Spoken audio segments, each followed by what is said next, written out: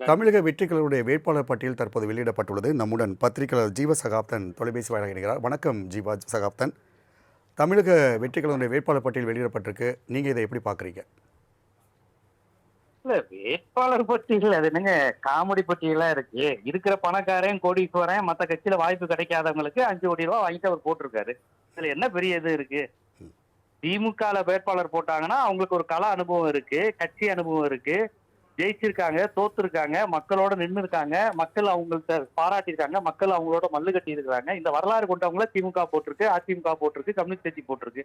இந்த கட்சியில உள்ள ஒரு முகம் மக்கள் போராட்டத்தில் ஈடுபட்டவங்கன்னு ஒரு முகம் சொல்லுங்க பார்ப்போம்.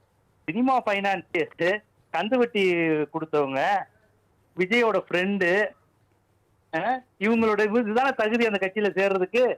சினிமா நடிகர், சினிமா தயாரிப்பாளர், பைனான்சியர், பணக்காரர், பஸ் உரிமையாளர், அப்புறம் ஏடிஎம்கேல யாருக்கெல்லாம் சீட்டு கிடைக்கலையோ அவங்களுக்கு எல்லாம் வாய்ப்பு. இதுக்கு பேர் கட்சி வேட்பாளரா?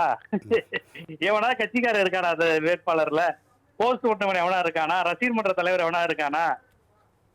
எவனும் கிடையாது. கரூர் கூட்டத்துக்கு வந்து செத்து போனவன் எவனா இருக்கானா? விக்கிரவாண்டி கூட்டத்துக்கு வந்து செத்து போனவன் எவனா இருக்கானா? சும்மா இது ஒரு 5 ஸ்டார் ஹோட்டலா? 5 ஸ்டார் ஹோட்டல்ல வச்சு பனையூர் பண்ணையார் வராரு, இவங்க பண்ணிக்கிட்டு இருக்கிறாங்க. எல்லாம் பணக்காரங்கிட்ட கோட்டி பணத்தை வாங்கிட்டு கேண்டிடேட் போட்டிருக்காங்க. இதுக்கு பேர் என்னது கேண்டிடேட்? இல்ல ஜீவசகாப்தன் சொல்ற மாதிரி இங்க வந்து பணக்காரர்கள் அப்படின்றத கட்சியினுடைய நிர்வாகிகளாக தானே இவங்க இப்ப அறிமுகப்படுத்தப்பட்டிருக்காங்க. யாரு நிர்வாகி இங்க சொல்லுங்க பாப்போம். இப்ப ஸ்டாலினுக்கு எதிராக போட்டிருக்கிறவர் கட்சி நிர்வாகியா? ஏங்க காமெடி பண்ணிக்கிட்டு இருக்கீங்க? ஓபிஎஸ் திமுக வந்ததே அவ்வளவு விமர்சனம் ஆச்சு. இவர் எப்படிங்க திமுகவுக்கு வரலாம் அப்படின்னு? திமுக இருந்து அதிமுக, அதிமுக இருந்து திமுக வந்து பல வருஷங்கள் ஆகியுமே செந்தில் பாலாஜி அதிமுக காரங்கிறாங்க. நேற்று ஈவினிங் 5:30 மணிக்கு ஏடிஎம்கே, 5:33 டிவிகேன்னு மாறி இருக்கிறாங்க. இதெல்லாம் கேவலம் இல்லையா? என்ன பெரிய அதிமுகவின் கொள்கையை பிடிக்காம அவர் டிவிகே கொள்கை பிடிச்சு வந்துட்டாரு. 2 நிமிஷத்துல என்ன நடந்துச்சு? 2 நிமிஷத்துல வெட்டி கை மாறி இருக்கு. யார் அதிகம் செலவழிப்பான்னு பார்த்து போட்டிருக்கிறாங்க. அந்த கரூர் பஸ் அந்த போய் இவங்க கூட்டத்துல செத்து போனவங்களுக்கு எல்லாம் ஐஸ் வைக்கிறதுக்காண்டி 5 ஸ்டார் ஹோட்டல் நடத்தினாரு. அப்ப பஸ் டிராவல் ஒருத்தர் கொண்டு வந்தாரு.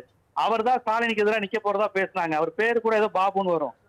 ஆனா அவர்கிட்ட அவரை விட இவர் நல்லா செலவு பண்றாரு. ஏடிஎம்கே கேண்டிடேட்டை போட்டு விட்டாங்க. இவ்வளவுதானுங்க.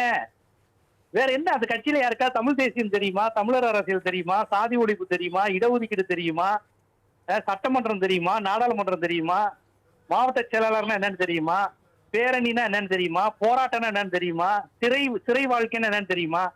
இதெல்லாம் உள்ள திமுக அதிமுக 1008 குறைய பாக்குறவங்க இது எதுவுமே தெரியாம பணம் மட்டுமே சம்பாதிக்கிறது நோக்கமா கண்ட ஒரு கட்சி அது. அந்த கட்சி கேண்டிடேட் போட்டிருக்கு. காமெடியா இருக்கு. இவங்கதான் மாற்றத்தை கொண்டு வர போறாங்களா? ஏடிஎம்கேல சீட்டு கிடைக்காததுக்குலாம் சீட்டு கொடுத்துட்டு லஞ்சத்தை ஒழிக்க போறாங்களா அவங்க? காமெடியா இருக்குங்க. இது பயங்கர காமெடியா இருக்கு. இவருக்கே நம்பிக்கை இல்லாம 2 தொகுதியில நிக்கிறாரு. ஏதோ பெரிய 234 தொகுதியிலும் விஜய்னாரு. நிக்க வேண்டியதானே ஏதாவது ஒரு தொகுதியில. அது என்ன 2? அதுவும் கரெக்டா அவர் மதத்தை சேர்ந்தவங்களும் ஜாதியை சேர்ந்தவங்களும் இருக்கிற 2 தொகுதி. கரெக்டா இவர் தான் ஜாதியை ஒழிக்க போறாரு. போட்டிருக்க எல்லா தொகுதியும் ஜாதி பாத்து. எல்லா தொகுதியும் வன்னியர் பெல்ட்ல வன்னியர், தேவர் பெல்ட்ல தேவர். கரெக்டா போட்டிருக்காரு. இவர் தான் திமுகவை குறை சொல்றாரா? இதெல்லாம் காத்துல இருக்காதுங்க. வரலாற்றுல இருக்கிற கட்சி கிடையாது இதெல்லாம்.